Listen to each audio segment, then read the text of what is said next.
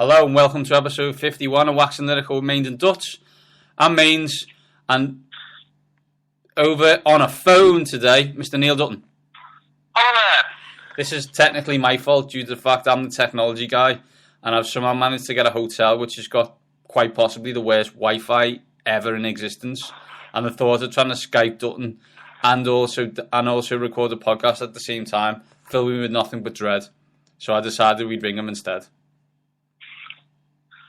I'm still not wearing pants. Well, it doesn't matter, but luckily this time, as we're not on Skype, I can't see that you haven't got pants on. True. Only, I actually don't even think your missus should be allowed to see you with no pants on, but there you go. She doesn't like it. Well, I'm not getting into that discussion, Dutton. This is a family show. Correct. So today, almost split into two halves, a Mainz half and a Dutton half. In the Mainz half, I'm going to give you some inventions that I think need inventing. Been thinking about this for a good couple of weeks on stuff that I think I need in my life that someone hasn't invented yet, and I want to know why. Dutton is then going to talk us through the worst 5 teams in the NFL at the moment, based on the fact that in America this week they got Matt Milne, the Football Life, who basically created some of the worst teams in NFL history. And also on UK End Zone, me and Neil are doing a back and forth on my power rankings for the top 10. And then we'll finish with some really, really bad teams that you wish you would have forgotten, but we're going to remind you about. So let's get things started.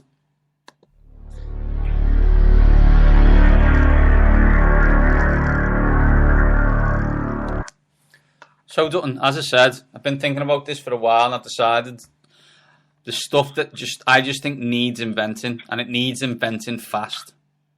You're obviously still wounded by episodes of Tomorrow's World from 1987, like the end of the Exactly, although your signal was crap then. But anyway, what I'm thinking is, Dutton, as you know, I work away a lot.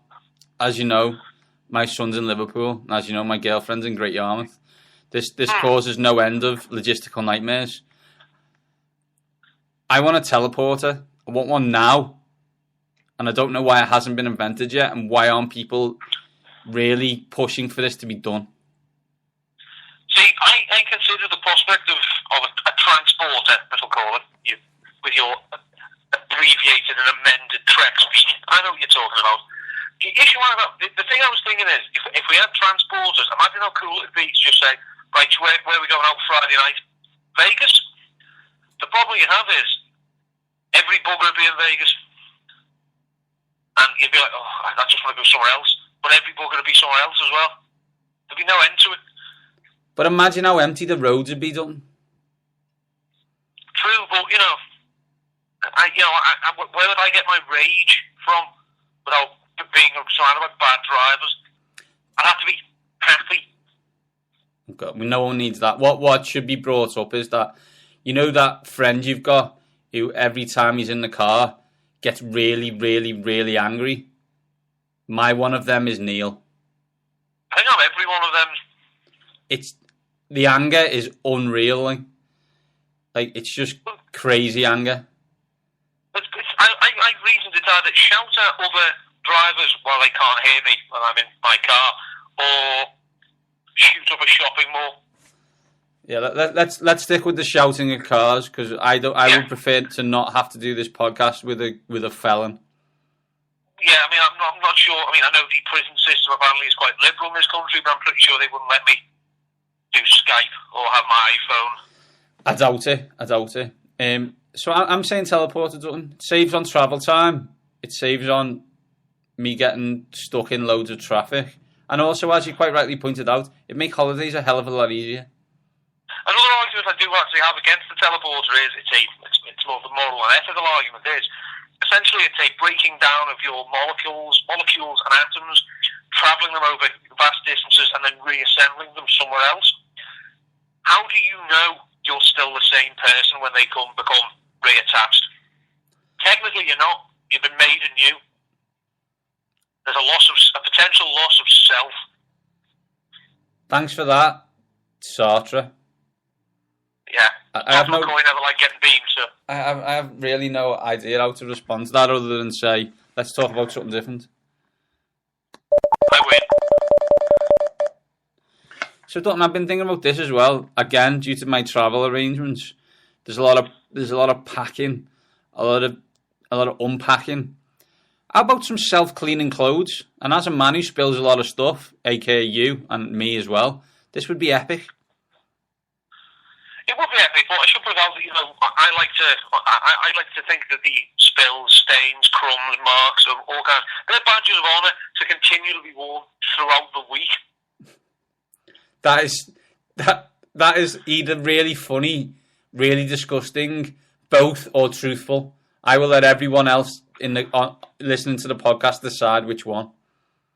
You know, it's an argument. You know, I don't like doing laundry, so I'll wear my clothes inside out. Oh. Boxer shorts included. So I actually did a bit of research on this self-cleaning clothes one. We've got the ability to do this. It's called nanotechnology.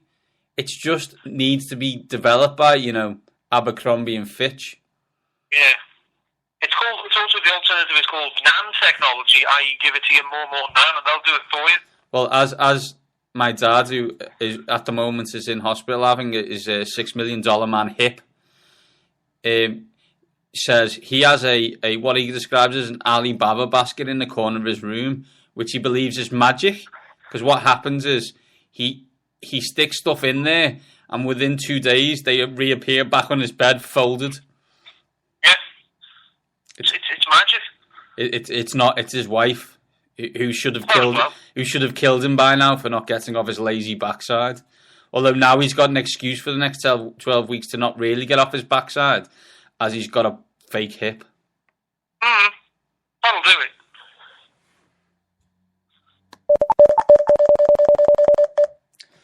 Dutton, it's obvious.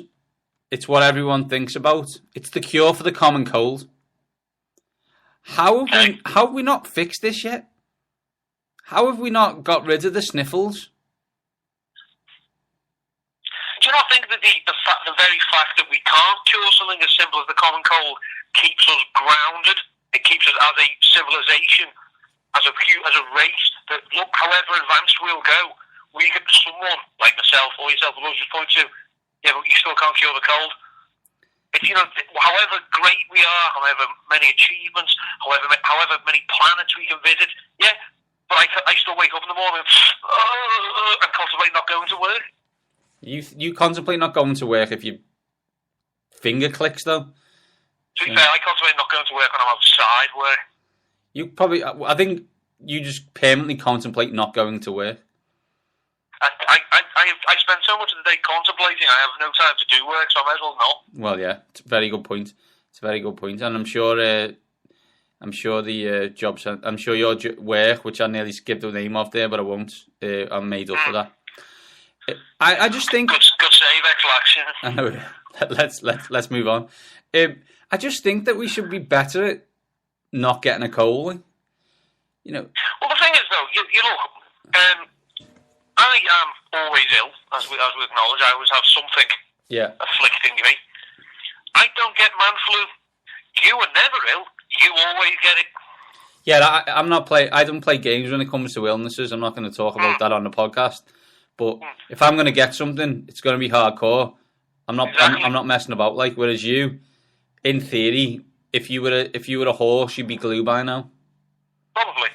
But if you take into account like the amount of illness and sickness of that type we have over the course of a year, we probably have the same. It's just I spread it out over 365 days. Yeah, I have. You're on your ass for a week. Yeah, true. It's a very good point. I'm sure someone's working on this, but you know, let's hope they are, because it just annoys me that week. I could do with having it back. I just think, you know, you've missed out. While we're talking, you know, Star Trek inventions, you know, what about replicators? What's a replicator? A replicator is basically it's a machine along the same preset as a transporter. It transfers energy into matter, and you use them for food replication. So if you go and order something, as long as the genetic code has been implanted into the machine, it'll give you a cup of coffee, a pint of lager, a sandwich, without actually being a sandwich. Do you know what I mean? But you still get the nutritional value. Yeah, but if I want a sandwich, I want a sandwich. I don't want something that pretends to be a sandwich. I'll be honest, with the less discriminatory taste buds that you have, I'm surprised you're arguing this point.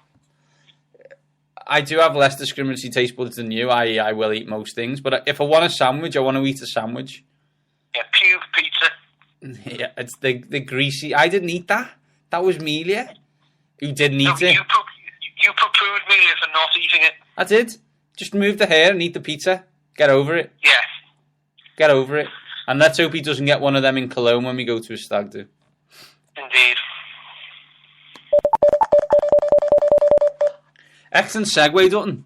As we're going to Cologne, which is in Germany, for those who aren't aware, which is 4 people, including my girlfriend, didn't know that. This doesn't shock me. No, but like my mate Stu, who I work with, he didn't know. He said, "Where's that?" I'm like, "Oh my god, did no one do geography at school? Come on, people." Anyway, so we're going for a stag do. So I don't know what other people do on stag do's, but we just all get very drunk. Yeah, fall over. You fall over. I do that in this country, to be fair. You do that in any country where beer's involved. So I'm thinking, Dutton, why have we not invented alcohol that doesn't give me a hangover? Well, this again, I'll go back to the replicator. There's a thing in the Star Trek universe called synthahol. And basically what it was, it's an artificial liquid designed to replicate the taste and the sensation of alcohol without any of the intoxicating properties. So literally, you could sit there and drink all night, but you're not going to get a hangover because there's nothing in it to give you a hangover. I get smashed, though. No, you don't get smashed. Do we get drunk, or do we just drink alcohol? If you want to get drunk, you have to drink alcohol. What? If you just want to be social and drink, if you happen to like the taste of, for example, Coors Light, it's very refreshing. Hang on a sec. Then you can program it to that and just take that. But if you want to get smashed, you're going to have to get some proper booze. See, maybe it's just me, but if I'm going to have alcohol, I want to have actual alcohol. I don't want to have alcohol that doesn't get me drunk. I don't really see the point of that. I don't want Caliber. There's a reason that no one drinks non-alcoholic beer. It's awful. Yeah. Can I suggest, though, that we do have alcohol that doesn't give you a hangover? It's called eating after you're drunk. You see, these are all wives' tales. It's like, have a pint of water before you go to bed. And I've done all them, none of them work. See, when we went to Old Trafford for the cricket, I was tired and emotional. But because we went for a curry afterwards, when I woke up the next morning, I felt great. You were tired and emotional. Not great. The issue becomes on this, and the issue will become in Cologne, is that we're now on the wrong side of 30, and these hangovers last longer. I'm on the wrong side of 20, to be fair. We're going to talk about when hangovers start ruining your weekend. See, they never ruin my weekend, they just really annoy me. Although, to be fair, I mean, when the last stag do we went to Madrid, first night we were fine. Second night we were okay. Third night, yeah. When we all woke up that last morning, oh God. If someone had offered me my plane ticket home or double tap to the head, I'd have taken the tap. The issue with that was 4 30-year-old fellas in a room together, which is just... I'll just let people draw a picture of how bad that room A looked and B smelt, and leave it at that. I hope that room was burned. Or they at least called in a priest. Yes. Final one for me on this, Dutton. It's an iPhone with a good battery life. Are you listening, Apple? Let's please sort this out. It's embarrassing. See, again, I to debunk I actually have an excellent advice for all iPhone users out there to make your phone battery last longer. Are you ready for it? Yeah. Put the phone down for 2 minutes. Listen to coming from Dutton, who's got like 20,000 more tweets than I have. Yeah, but I've got a wider audience to reach. Oh, I was waiting for that. Like, you have got a wider audience, Neil. You have got a wider audience. It's because you're the funny one. That's why. Exactly. So you're saying that the only way to fix my iPhone is to not use it? Get an iPhone 1, their batteries were fine. That's a good point. It's a good point, Dutton. So there you go. I want a teleporter. I want self-cleaning clothes. I want a cure for the common cold. I want alcohol that doesn't give me a hangover. And for God's sake, give me an iPhone that battery lasts more than half an hour. You don't want much. It's all I want, Dutton. All I want for Christmas.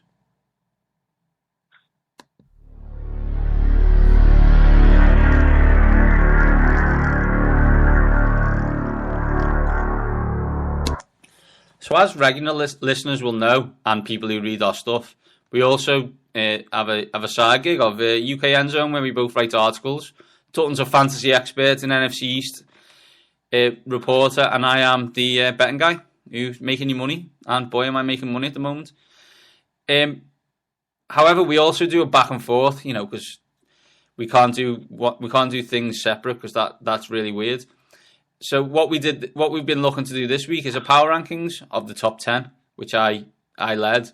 So what we thought we'd do on the podcast is give you Dutton's bottom 5. Dutton, do you want to start us off? I shall do. First of all, say I didn't realise how menacing that sound effect sounds on a normal phone line. It's awesome, isn't it? Oh God, it's a good thing the lights are on in here. So Dutton, we're gonna go 20 set. We're gonna go 28 to 32. Last team last. Okay, last team last, and vice versa. Yeah. Okay, well, the 28th best team, and that's as polite as I can be about them in the NFL, is, in these sensitive times, I can't use their full name, so I'll just call them what city they're from. Washington. So. Heard of it? Yeah. It doesn't hurt. It doesn't hurt. I suppose a bye week a win and a bye week has made me forget that we've got possibly one of the worst defenses of all time. And the ironic thing is, and I hope we're right on this, Dutton, is that we're not the worst team in our division. No, you're not. Okay, then I'm more comfortable with 28. The issue is we've got probably a 15-16 offense even now, even though it hasn't played very well, and the 31st defense. The issue with that is you can't get away with a 31st defense. You have the best.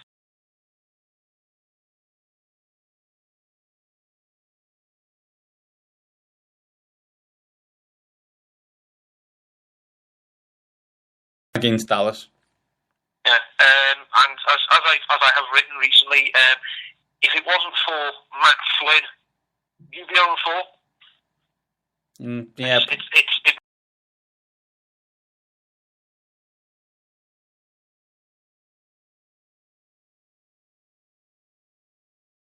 Well, there you go, and hopefully we'll beat Dallas on Sunday, and then the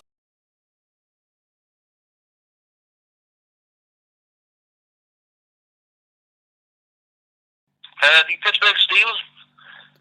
I never thought I'd say that. This is stunning. In the history of you watching the NFL, which is what now, 10 years? I'm into my 14th season. They have never even remotely been this bad. They have 6-10, which is how they got to draft Ben Roethlisberger in 2003. They're not going to be 6-10 this year, are they? Well, they'd hold a parade if they got to 6-10. They're just really, really bad. Well, we talked about this in the pre-season when we did our seasonal our reviews, or previews rather, and I said this is a very, very poor team. It got old, and I said at the time, I see Cleveland Browns get more wins than Pittsburgh. As we stand now, I couldn't be righter. You couldn't be righter, and I was completely wrong on the Pittsburgh Steelers, as I expected them to just be the Pittsburgh Steelers. And this is the issue. There's certain franchises that you give the benefit of the doubt to. You just think they know what they're doing, so I'm going to leave them alone. And we're going to get on to the other one in a minute, I'm sure. And they've banked so much public goodwill that you're just prepared to accept. No, they'll be okay. Exactly. And they're not. No, and if this is a team that it has drafted poorly in recent years, it's let the odd free agent go. It doesn't go after free agents itself. It's drafted poorly, so it's going to take a couple of years to draft well again. I mean, I'm not going to say they're going to be in the doldrums forever, because to be fair, the division they're in pretty crummy. But I can't see them winning. I can't see Ben Roethlisberger playing in another Super Bowl, let alone winning one. Okay. At all. Well, I don't know about that. Things can change quite quickly in the NFL. As we look right now, you're right. But if they get 4 players in a draft, who turn out to be amazing, which can happen, then it may be different. But I think at the moment the odds on him not being in the Super Bowl or winning another one is a lot higher than him winning one. Who's 30, Neil? The Tampa Bay Buccaneers. Now, for every one where we say you got that right, i.e. the Pittsburgh Steelers, there's ones you got wrong, and boy did you get the Tampa Bay Buccaneers wrong. Oh, I really did. I thought, having some sense, that maybe this team... See, this idea, when a coach or manager comes in, you make do with the personnel you have. You don't say, no, this is what I want, so I'm going to put all these square pegs into round holes. You've got a quarterback who isn't very accurate, especially not when he's throwing deep. So what do you give him? You give him an offense where all he does is throw deep. You're officially putting him in to fail, and you're just hoping you can get him out of there before the season completely tanks. And to be fair, they left him too long. So they're 0-4, the season's over, and hopefully Booker's boy gets fired, because he's poison. I can't see him lasting. I really can't.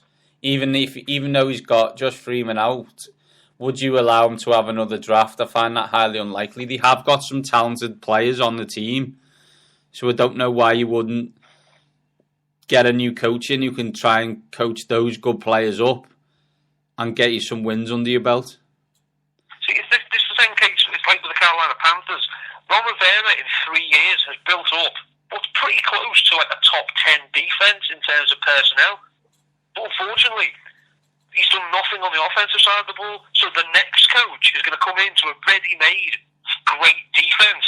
And if he comes in and thinks, need another defensive end, no, don't be a douchebag, go and get a wide receiver. Exactly. For God's sake, please. So here's a question for you, Dalton. Tampa Bay Buccaneers get a new coach to try and get Jay Cutler. That'll help. He's out of contract at the end of the year. Stuff, that you wonder, although Mark Chessman did some good things at the start, you wonder whether that will last. I wonder if maybe Jay leaves and then is Tampa Bay a good landing spot? I don't know. Yeah, because obviously, he can come in and make any changing room a better place. Yeah. Being such the excellent team man that he is. Well, he is a total team man, isn't he? That's what he is. Yeah. It's a shame that there isn't an I in Jay Cutler.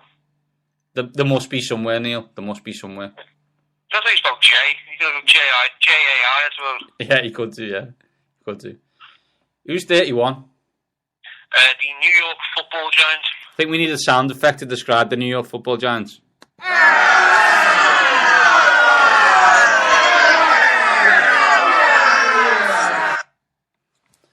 Doesn't quite go as far as the good folks in MetLife would go. I don't think we can put what the good folks in MetLife do. Much like the Pittsburgh Steelers, this has been quote-unquote model franchise for a large number of years and has 2 Super Bowls under their belt. They are truly, truly abysmal. And we both thought they were going to be good. Yeah, we did.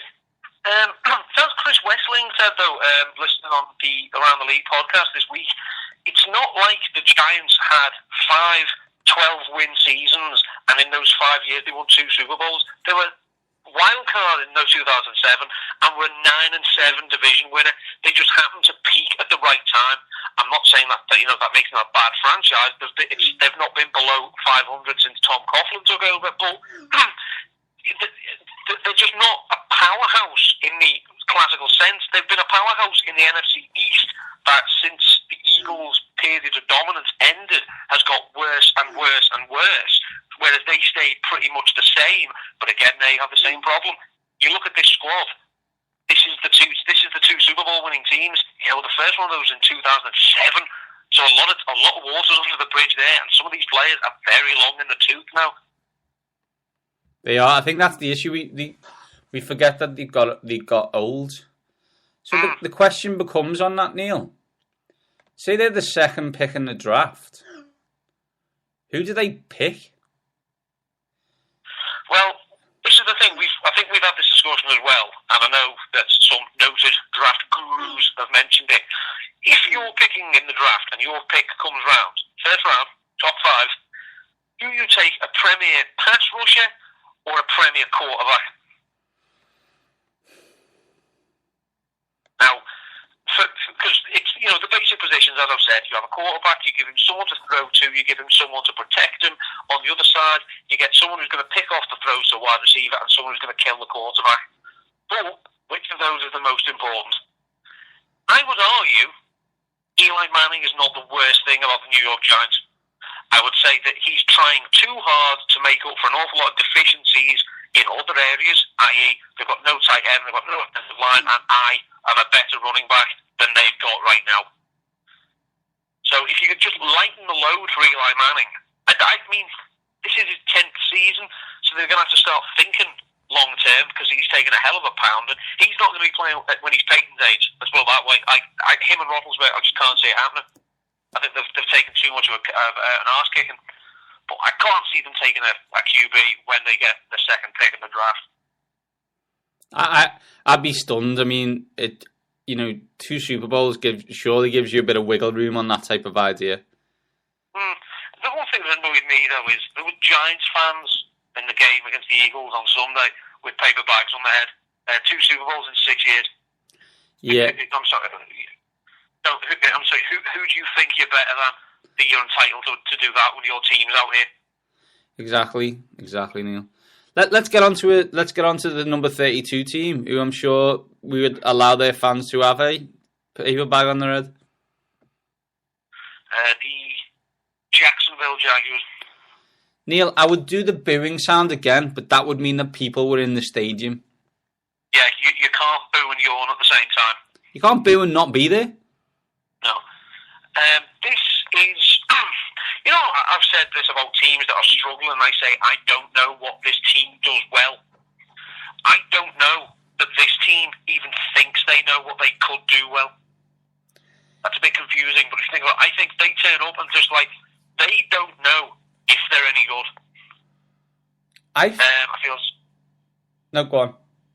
I feel slightly sorry for Gus Bradley because he's a defensive coach. He cut his teeth at Seahawks. So your first thought with teams like this is always, all right, what we'll do is we'll make ourselves hard to beat. This is what Cleveland have done over the last few years. It's the Pittsburgh model. If you can't kick our asses, if we can keep you to 10 points, we might nick 13. This team can't keep anyone to anything respectable.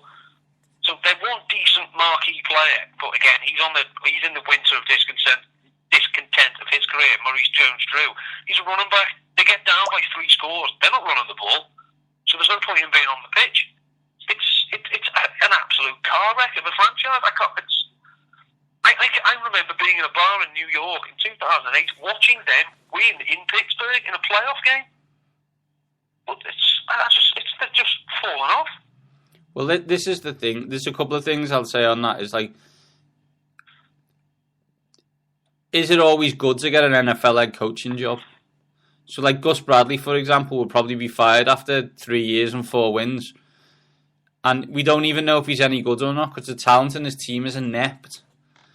The other issue is, the good thing for the Jacksonville Jaguars, I suppose, is in theory they could be 3 good drafts away from back to being a playoff team, and that's the good thing about the NFL.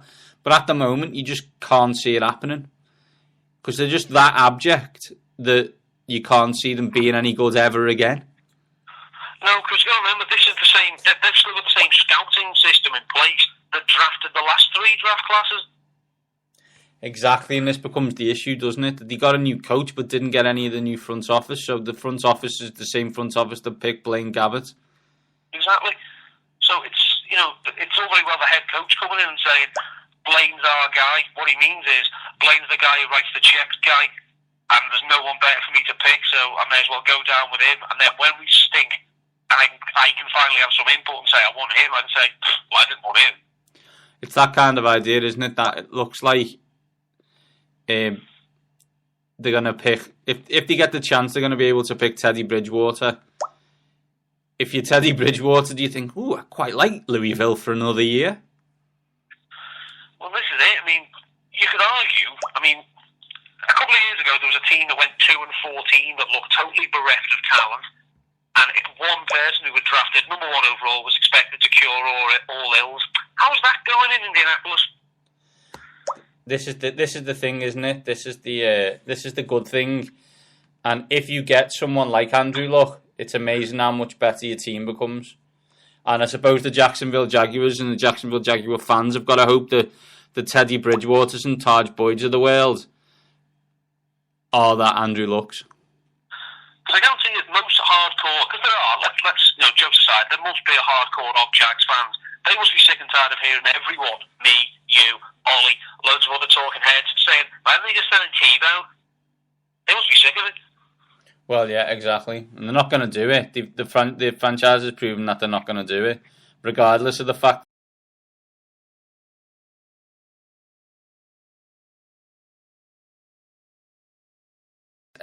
QBR is well worth both.